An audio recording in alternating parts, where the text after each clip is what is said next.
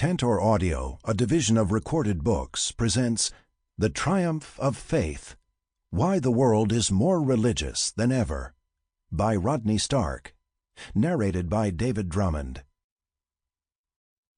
Introduction.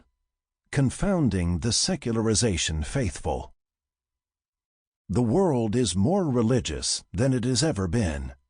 Around the globe, 4 out of every 5 people claim to belong to an organized faith, and many of the rest say they attend worship services. In Latin America, Pentecostal Protestant churches have converted tens of millions, and Catholics are going to Mass in unprecedented numbers. There are more church-going Christians in sub-Saharan Africa than anywhere else on earth, and China may soon become home of the most Christians.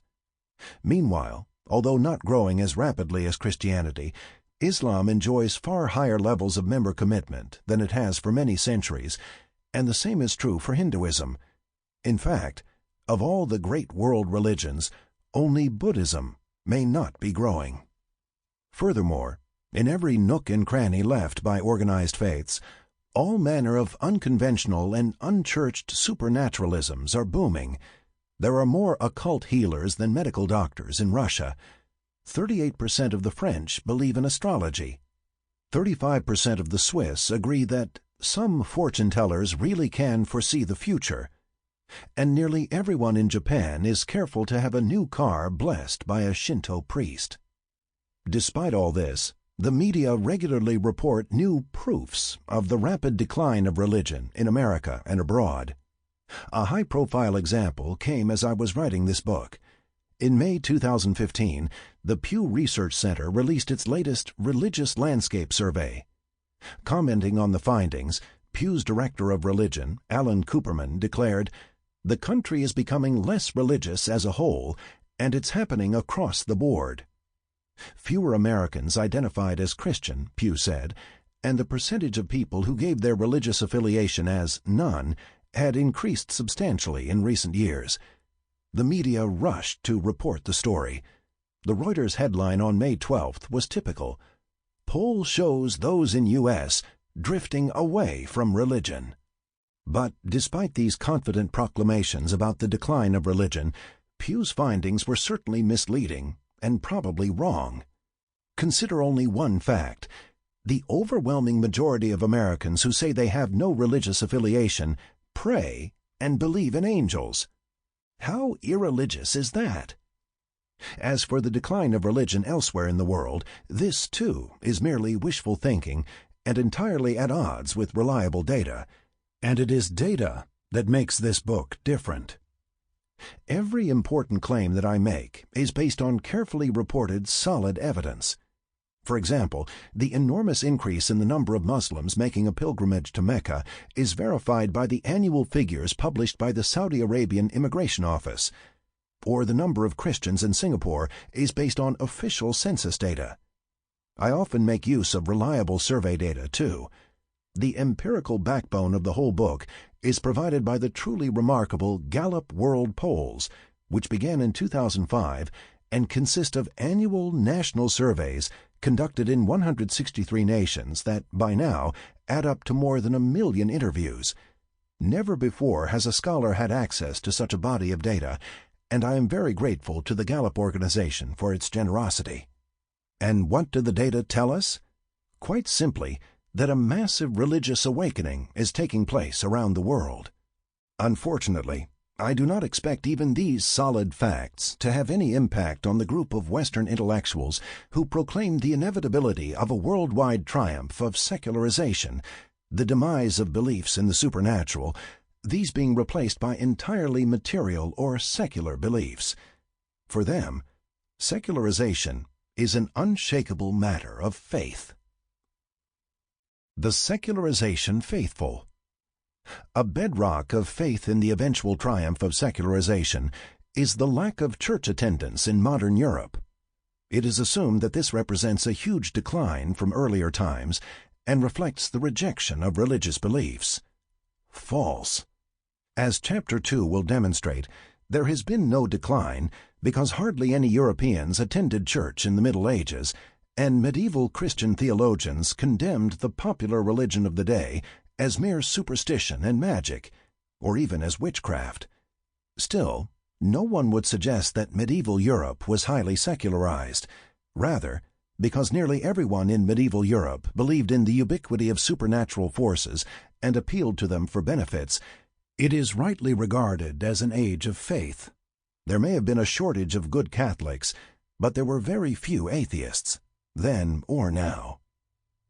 Although popular books by the likes of Richard Dawkins, Sam Harris, Daniel Dennett, and Christopher Hitchens have led commentators to proclaim the new atheism, there is nothing new about atheism.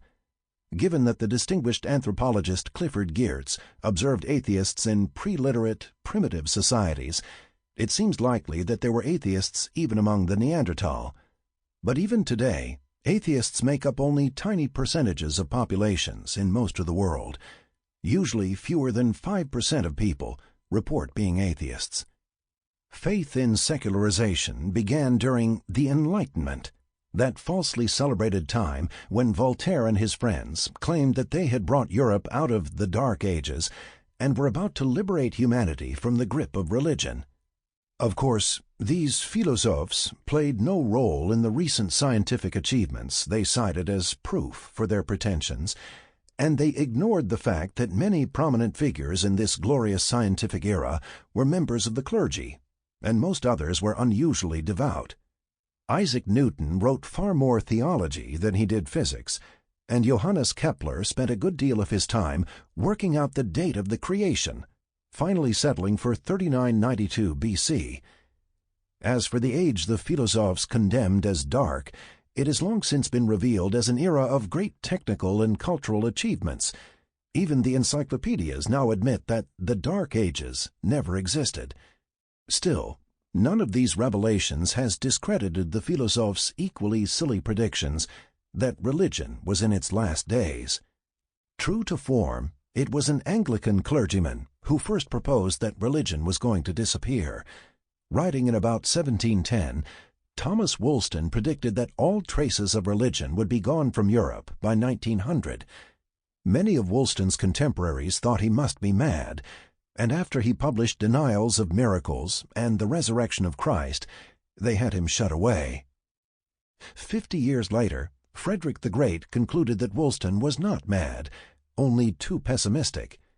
Writing to his friend Voltaire, Frederick noted that the Englishman Woolston could not calculate what has happened quite recently. He concluded that religion is crumbling of itself, and its fall will be the more rapid. In response, Voltaire proposed that religion would be gone within the next 50 years, by about 1810.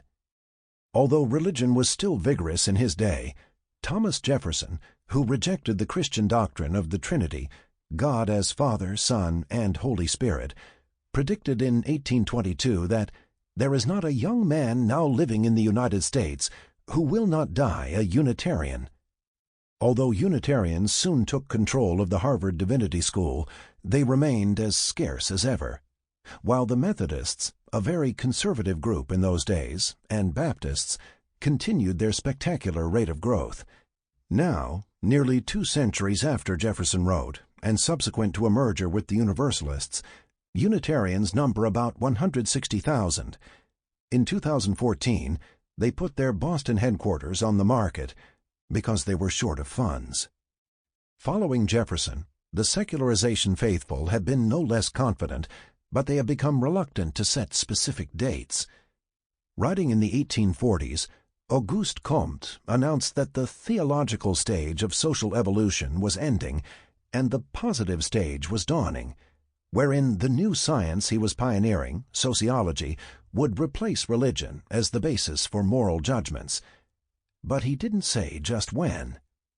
Not long after that, Friedrich Engels gloated that the socialist revolution would cause religion to evaporate. When? Soon. Then, in the 1878 Hibbert Lectures, the Oxford Orientalist Max Müller complained, "Every day, every week, every month, every quarter, the most widely read journals seem just now to vie with each other in telling us that the time for religion is past, that faith is an illusion or an infantile disease, that the gods have been found out, and exploded. At the start of the 20th century, religion seemed as robust as ever, but self-styled unbelievers held firm to the faith of secularization.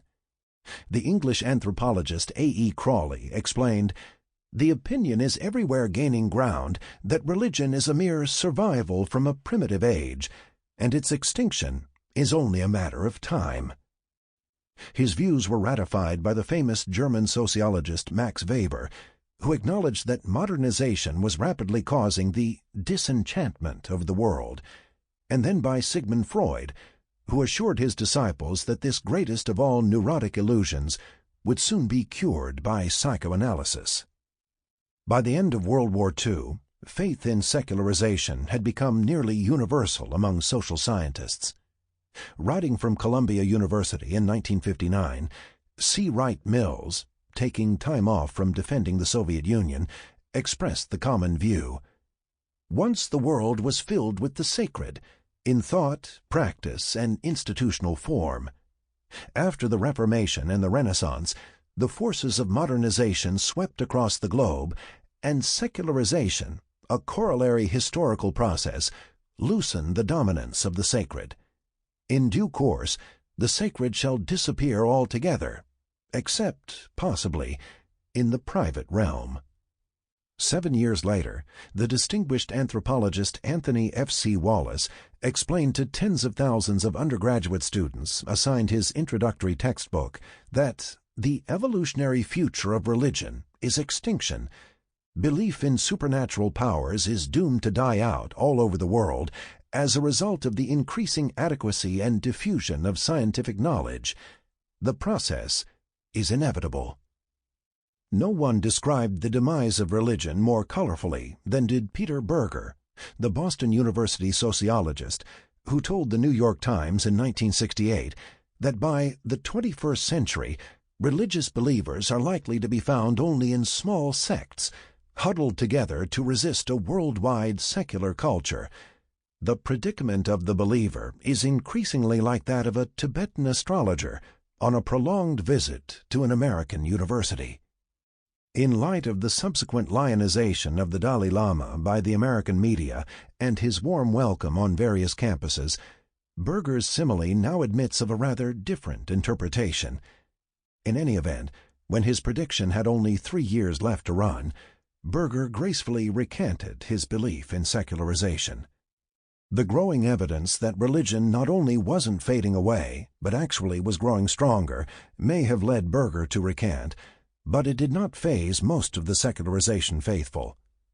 In response to my objections to the secularization thesis, Oxford's Brian Wilson smugly claimed that nearly all scholars take secularization for granted and regard those still interested in the subject with some amusement. Steve Bruce at the University of Aberdeen has pounded out books ridiculing everyone who fails to agree with him that religion has nearly disappeared already. Pippa Norris and Ronald Inglehart won a prize for a book that appeared to demonstrate statistically that the publics of virtually all advanced industrial societies have been moving toward more secular orientations. Norris and Inglehart are reputable scholars, but their analysis was faulty, as will be demonstrated in Chapter 2. In addition, Norris and Inglehart made a mistake that is typical of the secularization faithful, which is to limit the focus to major, well-organized faiths, such as Christianity and Hinduism. Thus, 5 people who have ceased attending church and say they no longer believe in Jesus are counted in favor of the demise of faith, despite the fact that they are now devoted spiritualists. Let me demonstrate.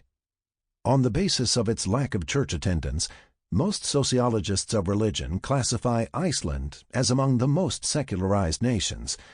But to do so, they must ignore the fact that 34% of Icelanders believe in reincarnation, and another 16% aren't sure about it.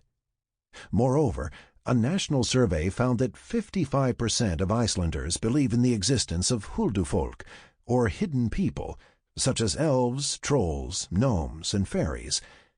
Consequently, planned highways are sometimes rerouted so as not to disturb various hills and large rocks wherein huldufólk may dwell, and Icelanders planning to build a new house often hire elf spotters to ensure that their site does not encroach on Huldufolk settlements.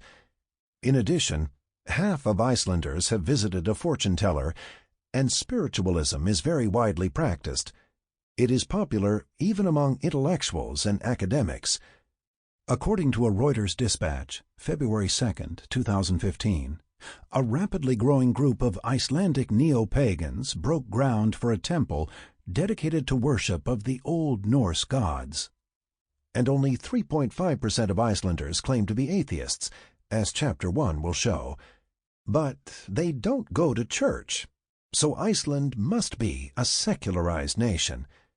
Of course, some will claim that Iceland is truly secularized, because much of what remains is mere superstition, unworthy of the name religion, as only organized faiths with elaborate theologies qualify as religions. That certainly would fit the Chinese view of such things. 77% of people in China claim to have no religion, but nearly all of these same irreligious Chinese frequently flock to folk temples, where they offer prayers and gifts to various gods in pursuit of particular requests. If this is not religion, then most of the world has always been irreligious, and secularity is the normal state of affairs. Since that is obviously nonsense, what is needed here is first to distinguish between religion and mere supernaturalism. It also will be useful to distinguish between churched and unchurched religions and supernaturalisms. Supernatural refers to forces or entities beyond or outside nature and having the capacity to suspend, alter, or ignore physical forces. Astrology, spiritualism, and fortune-telling are common forms of supernaturalism. Religion is a form of supernaturalism that postulates the existence of gods, conceived of as supernatural beings having consciousness and desires.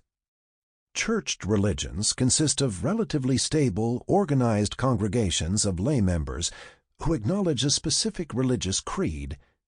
A creed is a set of beliefs to which all members of a religious group are expected to assent, and those who participate in churched religions are expected to do so regularly and exclusively. The major world faiths all sustain churched religions, although many forms of Buddhism are unchurched. Some forms of pure supernaturalism also sustain churches. For example, many groups devoted to spiritualism, to contact with the dead, though they do not postulate the existence of a god or gods. Both unchurched religions and unchurched supernaturalism lack organized congregations and usually lack a creed. Although in many instances people involved in unchurched religions may regularly gather to worship in a sacred building, such as a temple, they are patrons, not members, and it is not unusual for them to patronize a number of different temples, worshiping many different gods. More often, followers of an unchurched religion rarely or never gather, but instead pursue their faith in an entirely personal way, as did medieval villagers, or do so as spiritual consumers via the mass media. Unchurched religious suppliers do sustain belief systems, but these are not creeds, because little or no effort is made to limit participants to those who assent to the beliefs. Rather, participants typically hold a self-selected jumble of belief systems. The same points apply to unchurched spiritualisms, which significantly also lack gods. The following quotations come from an Internet New Age dating site. Each registrant was asked to include his or her spiritual interests. Female, 42. Self-awareness, astrology, tarot, UFOs, Reiki, channeling, meditation. Male, 47. Health food, yoga, astrology, ascended masters, meditation. Female, 30. Astrology, past lives, crystals, tarot, dreams, angels, Egyptology, spirit guides, fairies, mermaids. Whatever else one may say about such individuals, they cannot be called unbelievers. and the secularization faithful can take no comfort in the remarkable strength of unchurched religions in Asia or of unchurched supernaturalism in Europe. In addition, for all their constant chatter, the secularization faithful have been amazingly silent about the most powerful test ever made of their thesis that modernity and science render religion implausible.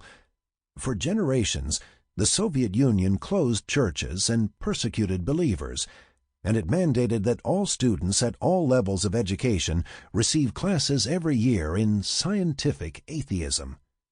As my late friend Andrew Greeley explained, the Soviet government thought of itself as pushing forward the inevitable process of secularization, in which religion would disappear from the face of the earth, a process which, in perhaps milder form, is an article of faith for many dogmatic social scientists. This Soviet effort constituted a remarkable natural experiment. And what was the result?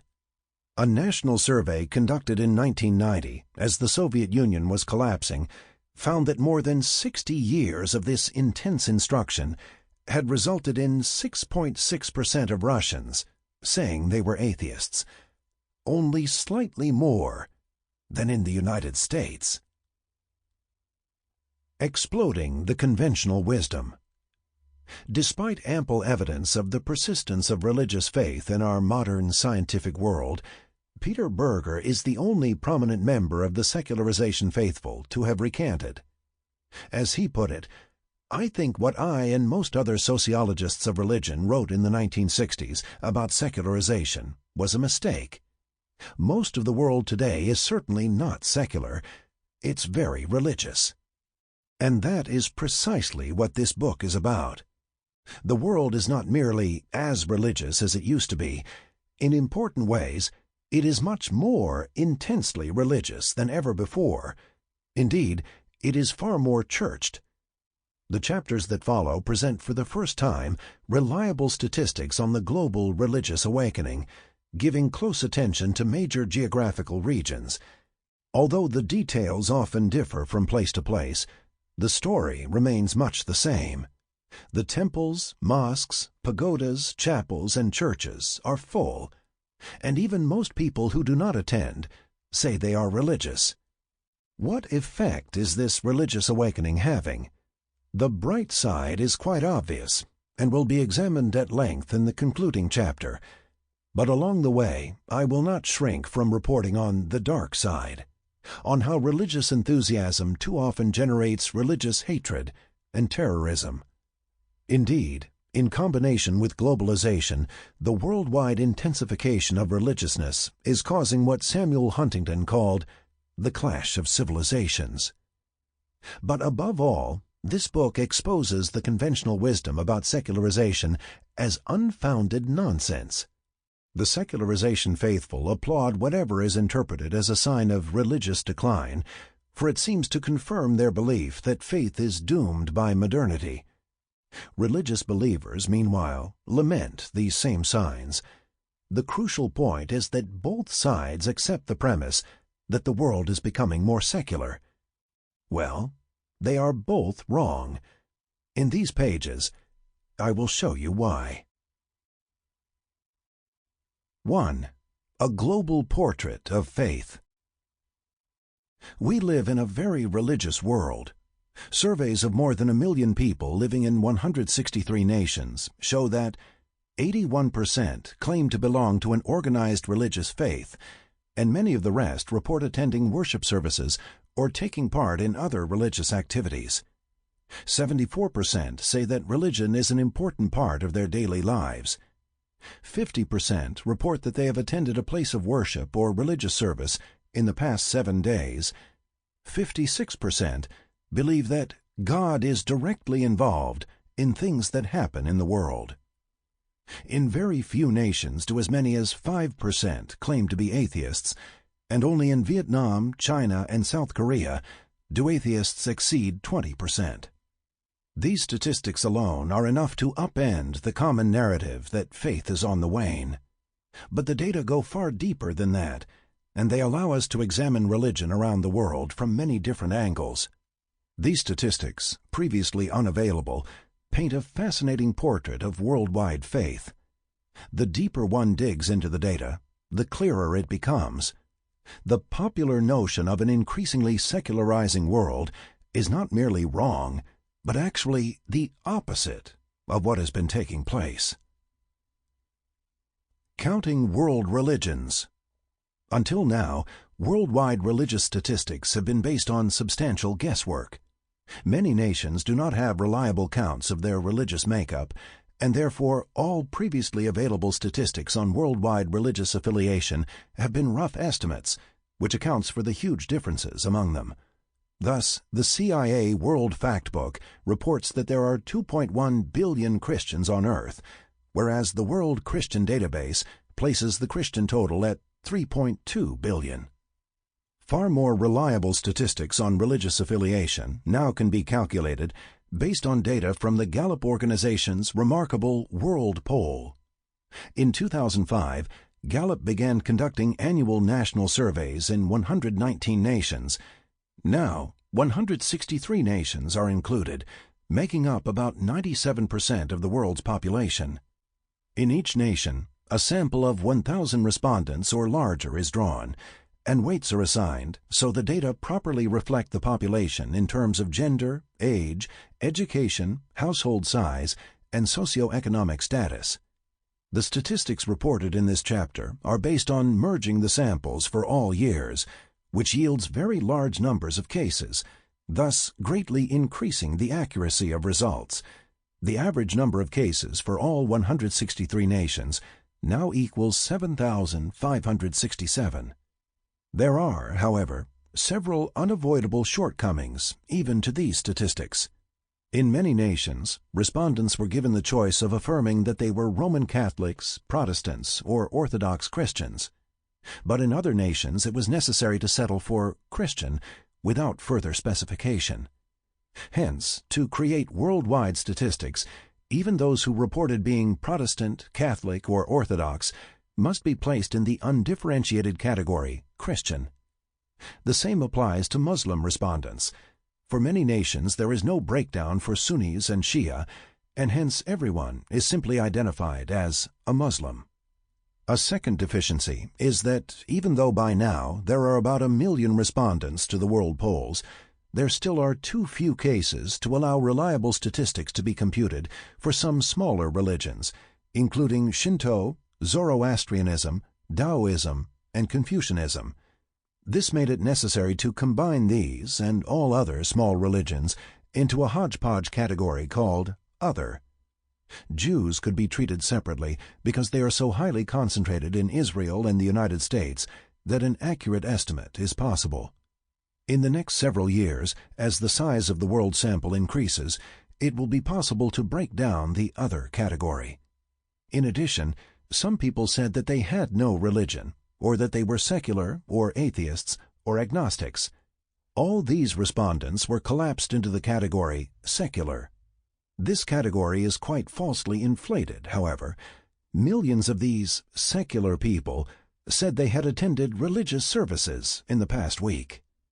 A final difficulty arises because the Chinese government does not allow Gallup or any other foreign polling agency to ask questions about religious membership. Consequently, the statistics for China are based on a national sample of 7,021 respondents interviewed in their homes in 2007 by Horizon Limited, China's largest and most respected polling firm. The data were purchased from Horizon by the Institute for Studies of Religion at Baylor, where I serve as co-director, with a grant from the John Templeton Foundation.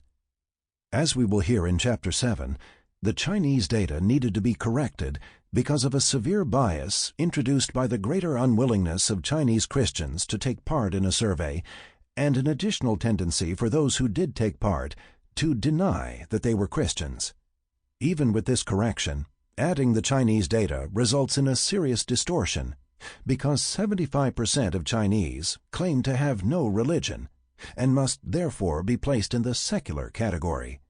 But the fact is that most of them frequently visit temples where they pray to various statues of gods and offer them gifts of food, and 72% of those who said they had no religion said they had engaged in ancestor worship. Sample complete. Ready to continue?